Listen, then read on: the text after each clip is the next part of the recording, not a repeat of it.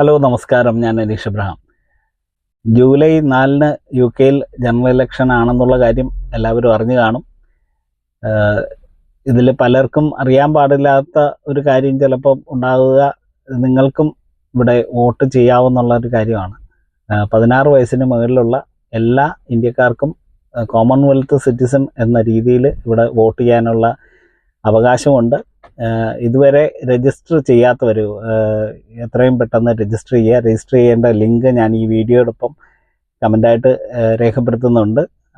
ആ ലിങ്കിൽ കയറി 5 മിനിറ്റത്തെ കാര്യമുള്ളൂ, നിങ്ങൾക്ക് വോട്ട് ചെയ്യാനായിട്ട് രജിസ്റ്റർ ചെയ്യാം. ഈ രജിസ്റ്റർ ചെയ്യേണ്ടതിൻ്റെ അവസാന തീയതി ജൂൺ 18 അർദ്ധരാത്രി വരെയാണ്. ഈ വിവരം അറിയാത്ത ആൾക്കാരുണ്ടെങ്കിൽ അവർക്ക് ഈ വീഡിയോ ഒന്ന് ദയവേത് ഷെയർ ചെയ്ത് കൊടുക്കുക.